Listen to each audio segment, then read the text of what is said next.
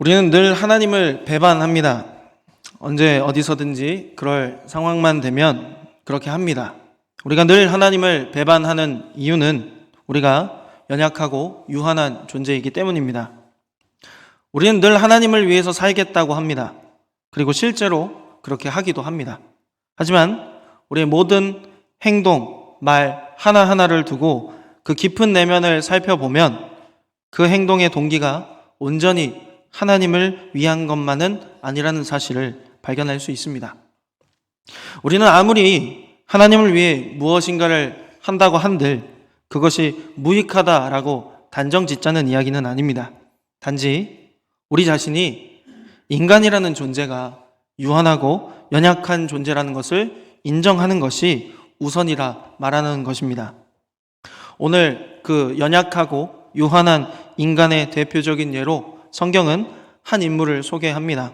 바로 에서입니다. 에서는 야곱에 밀려 크게 주목받지 못하는 인물입니다. 우리는 에서를 생각할 때 포악하고 잔인한 인물로 그렇게 생각합니다. 에서는 야곱을 죽이려고 하는 나쁜 형이라고 생각하는 것이죠. 그런데 에서가 처음부터 야곱을 죽이려고 하지 않았습니다. 오히려 그는 야곱을 존중해 줄 아는 형다운 형이었습니다. 본문에 함께 읽었던 27절 말씀에는 에서와 야곱이 장성하게 된 이후를 기록하고 있습니다. 27절의 말씀을 함께 보겠습니다. 그 아이들이 장성함에 에서는 익숙한 사냥꾼이었으므로 들 사람이 되고 야곱은 조용한 사람이었으므로 장막에 거주하니. 아멘. 에서와 야곱은 각각 장성하게 되었습니다. 에서는 들에서 사냥하는 데 익숙하게 되었던 사냥꾼이 되었습니다. 형에 비해서 덜 활동적이고 조용했던 야곱은 장막에 거주하면서 어머니를 돕는 살림꾼이 됐습니다. 두 형제 모두 각각의 재능대로 장성해서 부모를 기쁘게 하고 있었던 것이죠. 에서에게는 사냥꾼이라고 하는 분명한 직업이 있었습니다. 그가 직업을 유지하는 이유가 성경에서 기록되어 있는데요. 28절의 말씀입니다. 이삭은 에서가 사냥한 고기를 좋아하므로 그를 사랑하고 리브가는 야곱을 사랑하였더라. 아멘.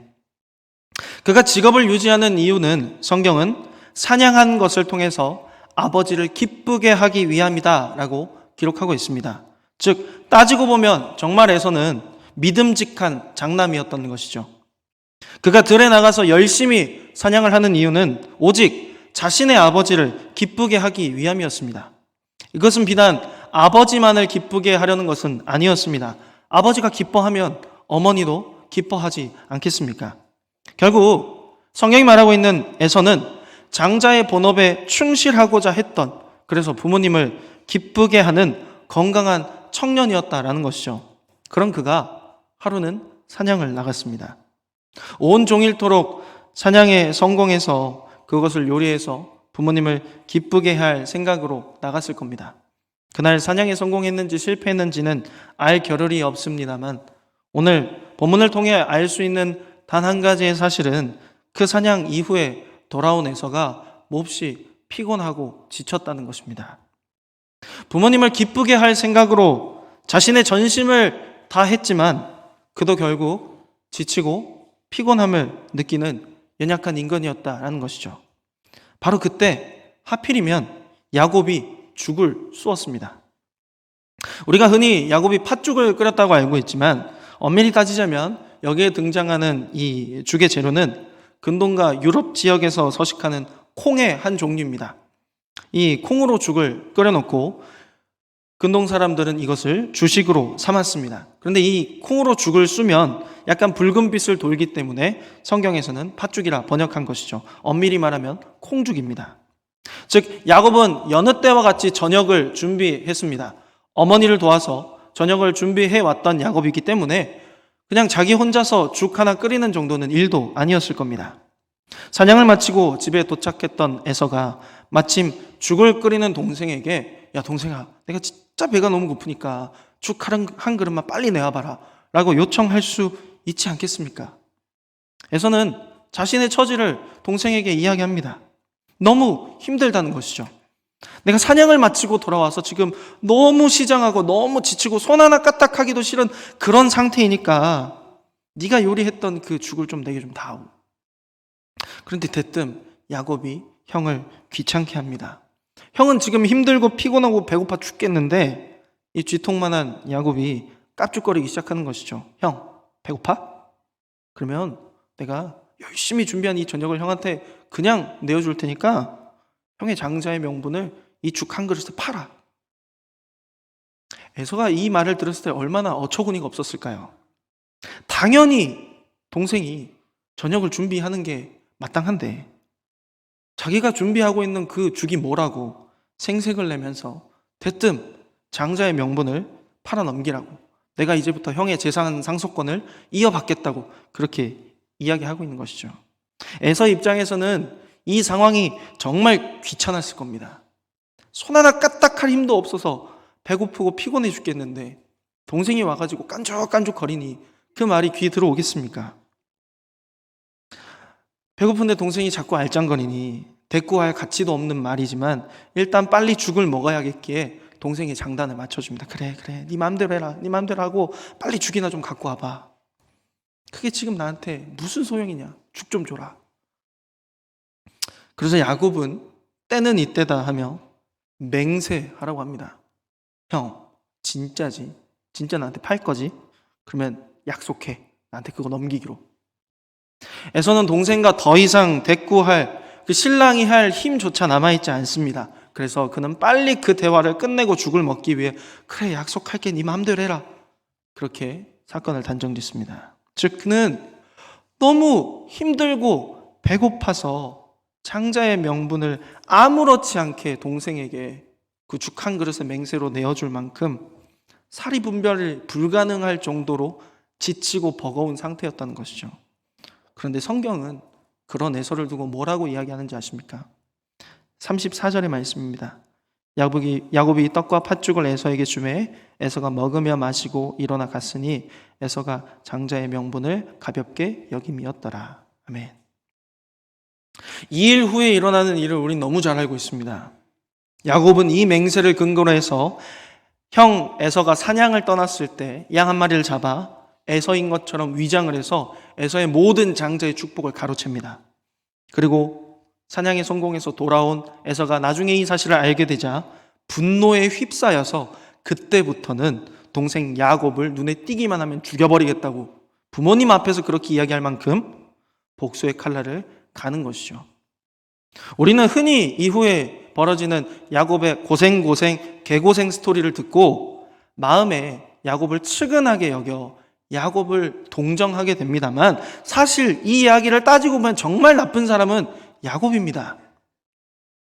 솔직하게 에서가 잘못한 것이 무엇이 있습니까? 그는 장자로서 부모를 기쁘게 하기 위해 자기의 역할에 충실했던 그런 청년이었습니다.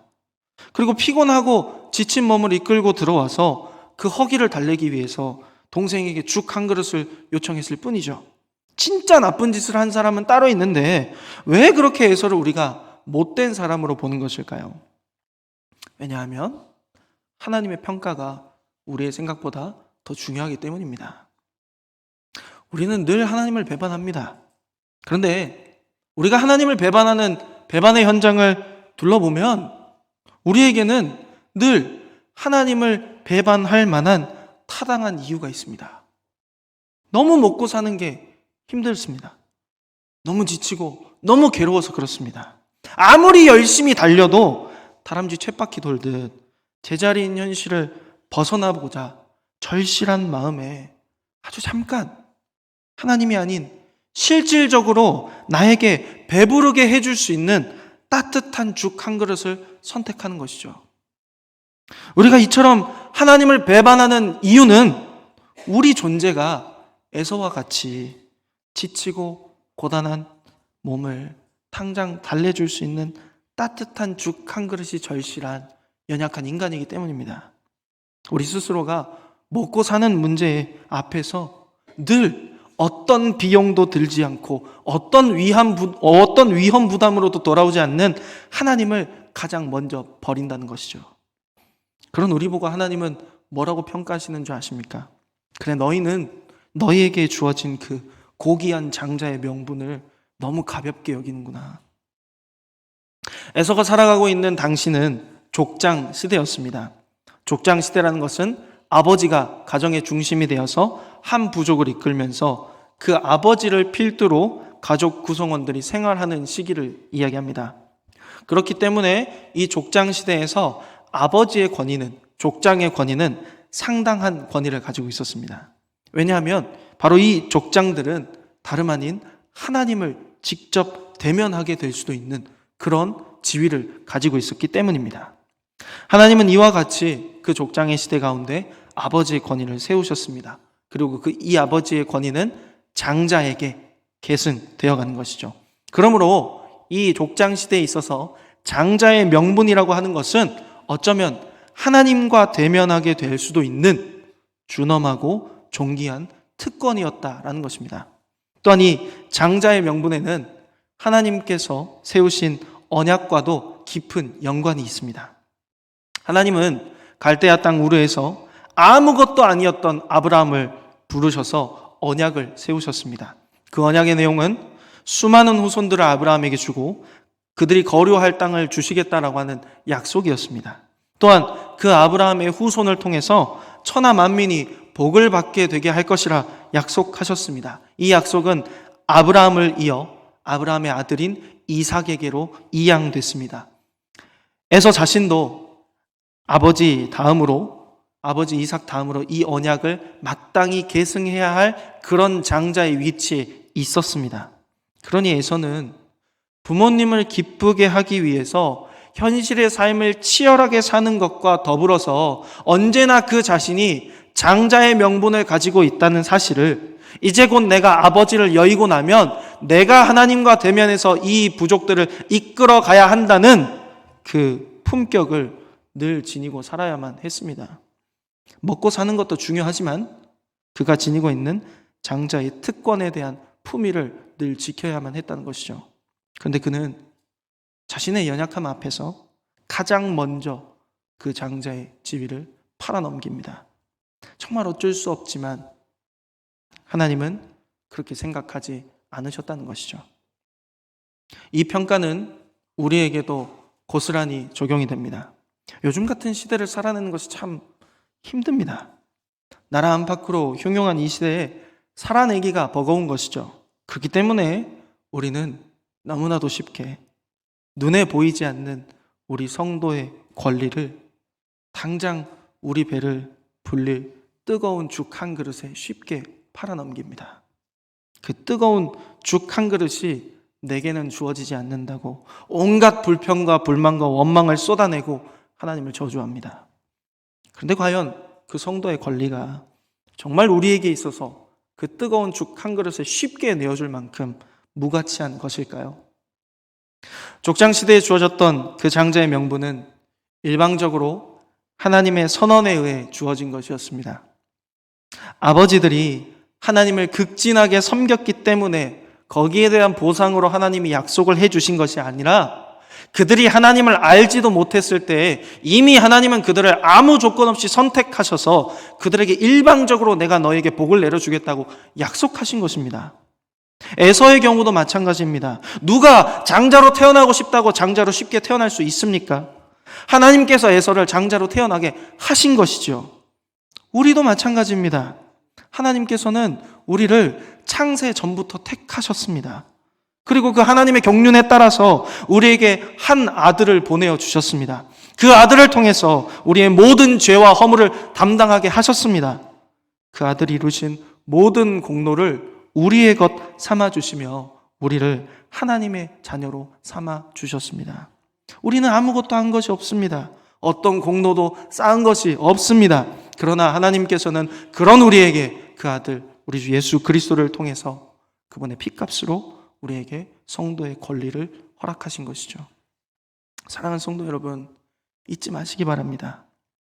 우리가 아무 대가 없이 하나님께 그 예수님의 십자가 공로를 얻었다고 해서 우리가 받은 그 예수님의 십자가가 무가치한 것이 아니라는 것을 말입니다. 우리가 하나님의 자녀라 칭함을 받게 되기까지 그분은 하나님과 사람 앞에서 철저히 버려지신 바 되셨습니다. 온갖 멸시와 천대와 조롱을 당하셨고 목마름과 아픔과 괴로움을 입으셨으며 끝내는 죽임 당하셨습니다.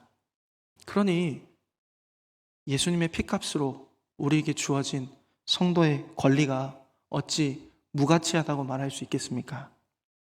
우리에게 주어진 이 성도의 권리를 어떻게 우리가 휴지 조각 버리듯 쉽게 버릴 수 있겠냐는 말입니다. 사랑하는 성도 여러분, 세상을 살아가시되 치열하게 살아내시기 바랍니다. 여러분들이 처한 환경 속에서 최선을 다해서 물러서지 마시고 쉼 없이 달려가시기 바랍니다.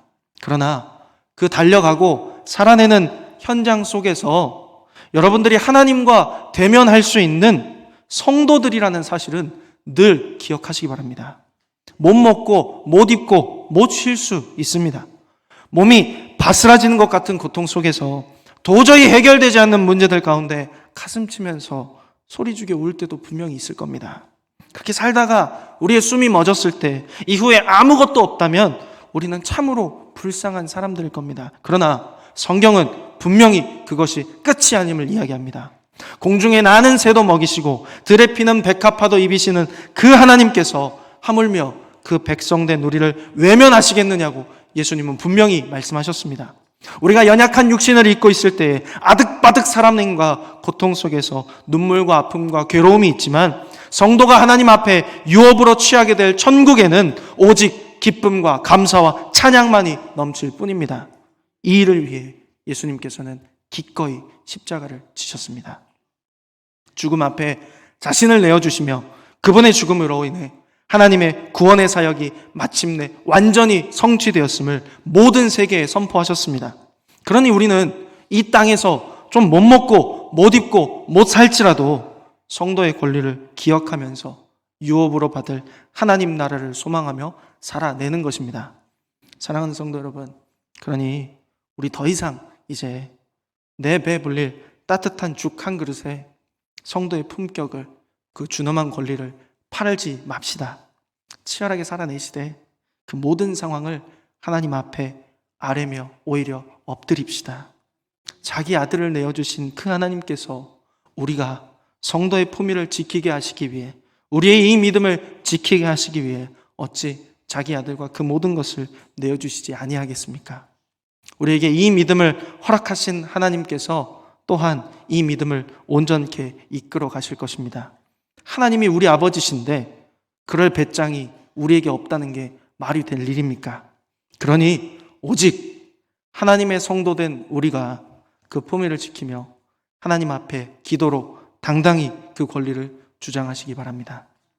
그 성도의 권리를 가지고 우리는 하나님을 대면할 수 있습니다. 우리의 처한 현실 속에서 하나님을 향한 우리의 믿음이 흔들리지 아니하게 해달라고 기도로 구하며 나아가는 것입니다. 괴로울 때 예수님이 십자가를 바라보십시오.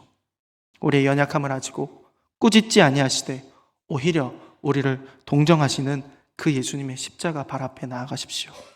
그리고 성도의 권리로 하나님, 내 믿음이 연약하여서 내가 죽게 되었으니 나의 이 믿음을 지켜달라고 성도로 마땅히 요구해야 할 바를 구하십시오. 그 간구 앞에 하나님께서는 결코 외면치 아니하시고 능히 우리가 이 믿음을 지키게 할 수 있는 모든 능력을 허락해 주실 것입니다.